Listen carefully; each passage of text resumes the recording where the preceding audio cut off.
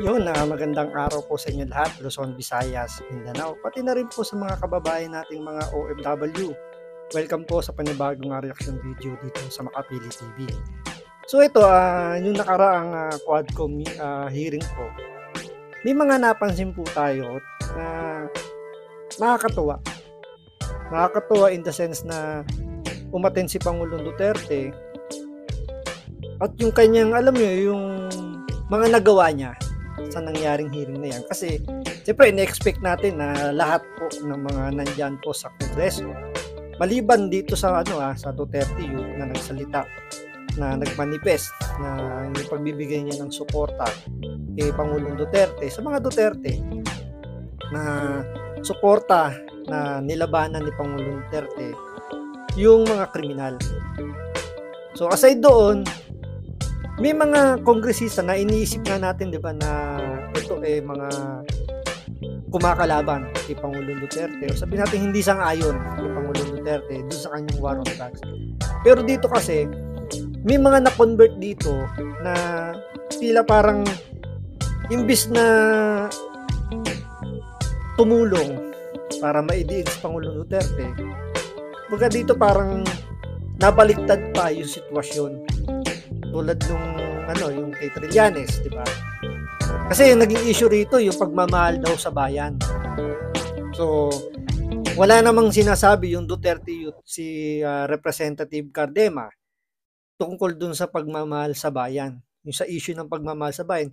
Kaya nga hindi natin maintindihan ano yung ipinagpuputok ng butse ni Congressman Acop tsaka ni Congressman Barbers. Na ang linaw-linaw naman nung sinabi doon ni Representative Cardema, wala naman siyang binanggit patungkol kung sino yung nagmamahal sa bayan, na sila ay nagmamagaling. Wala namang ganun. Kasi ang inaano lang naman ni Representative Cardema na fairness pagdating sa pag-iimbestiga, dahil kung titingnan mo nga naman kasi yung mga kinukuha nilang witness, mga resource person, yun yung mga yung mga biktima daw di umano ng war on drugs. Yung mga kriminal na kinuha na ng liwanag.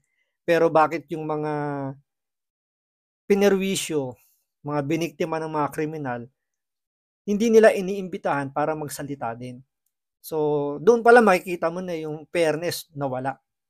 So, dito,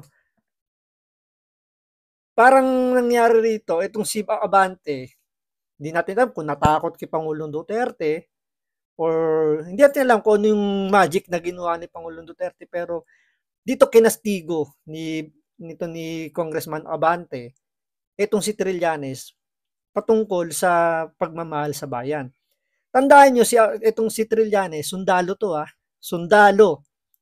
Ito ay nanumpa sa watawat ng Pilipinas, sa presidente, na ipagtatanggol ang mga kababayang Pilipino paglalaban ng ating bayan. Pero dito ipakikita rito na ito pala si Trillanes,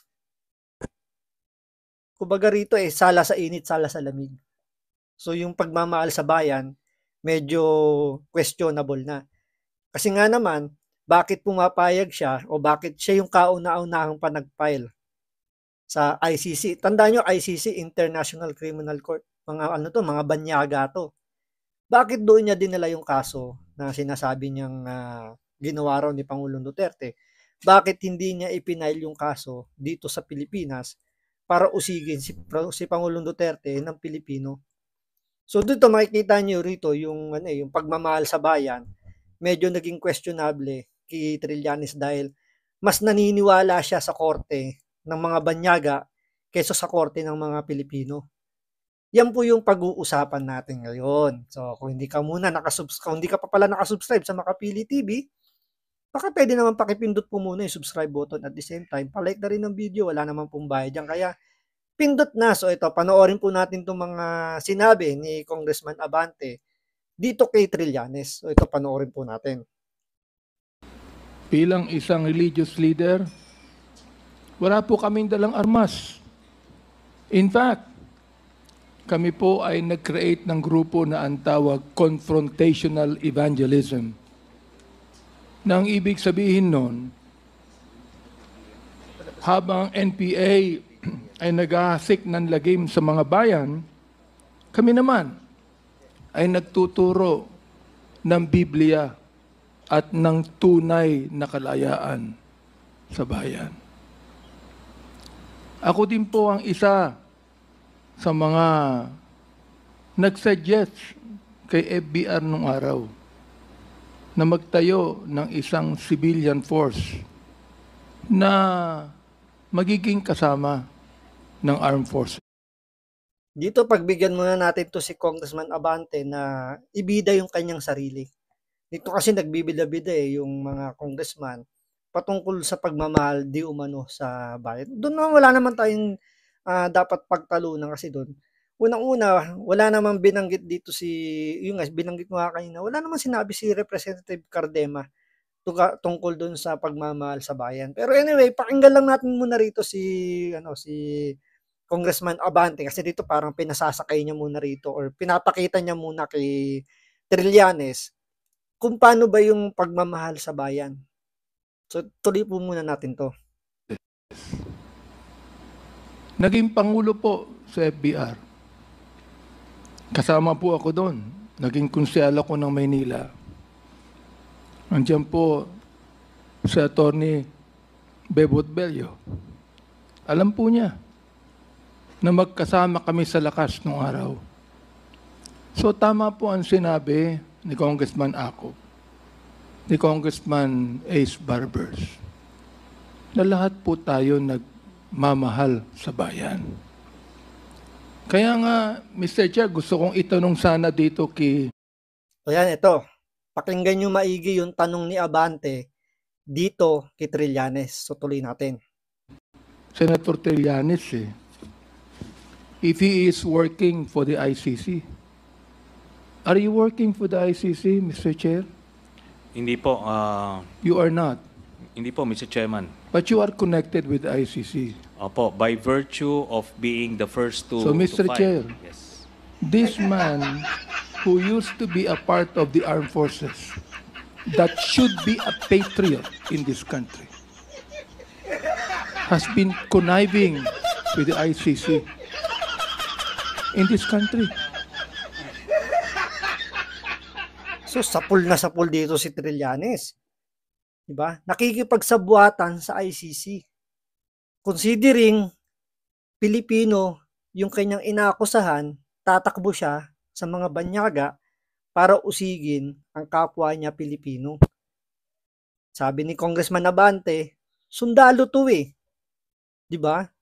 Dapat ang pagmamahal mo nasa kapwa Pilipino mo. Pero ang ginawa mo, galing na rin sa bunganga niya, siya yung kaunaan ng tumakbo dun sa ICC.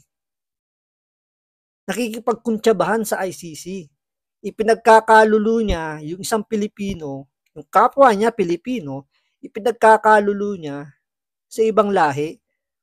So, kung pag-uusapan yung pagmamahal sa bayan, anong meron ito si Trillanes? Di ba? Napakasimple ng sinabi ni Abante pero sapul na sapul dito si Trillanes. Tingnan nyo, nakayuko na lang siya kasi napahiya siya rito eh. Pinahiya siya harap-harapan ni Congressman Abante. Tandaan nyo, marami nagagalit dito kay Abante. Isa na rin tayo kahit paano, medyo, hindi naman nagagalit, pero kini-question natin yung kanyang pamamaraan kung paano siya humandle ng ganyang hearing. Kasi nga, masyado nilang binabraso, binubuli, di ba? Walang respeto sa mga resource person, sa mga witnesses. Pero dito sa pagkakataon na to, ipinahiya niya si Trillanes na supposedly dapat nasa side nila yan eh. Kasi ang pinaka-script nila rito, tandaan ninyo, idiin si Pangulong Duterte. Kaya nga hindi natin maintindihan dito kung anong nangyari. Bakit ganito yung naging ni Abante dito kay Trillanes? Di ba? Ito na ba yung Duterte magic siguro na sinasabi nila na kahit ultimo kalaban ni Pangulong Duterte, nagiging kaalyado niya? Tulad na lang sa Davao, 'di ba? Si Nograles. Alam niyo ba yung tatay ni yung pinakatatay ng mga Nograles, kalabang mortal ni Pangulong Duterte sa Davao pagdating sa politika, ha. Pero yung anak niya, inappoint ni Pangulong Duterte sa gabinete niya. So naging kakampi niya. So ganun yung ginagawang ni Pangulong Duterte. Kasi kung tutuusin, pwedeng tumanggi yun. 'Di ba? Pwedeng tumanggi yun dahil nga magkalaban sila sa politika ng tatay niya. Pero bakit na-convert ni Pangulong Duterte na maging parang kakampi niya? Although ngayon, tumatakbo yun na bilang mayor ngayon ng Davao, kinakalaban si Pangulong Duterte, pero walang walang bearing yung sitwasyon dahil nga, kumbaga in good terms naman sila. So sa nangyayari ngayon dito, ganun din yung nangyayari, parang same do sa Davao. Ito si Abante supposedly, 'di ba? Ine-expect natin ito ay dudurog kay Pangulong Duterte, magdidiin.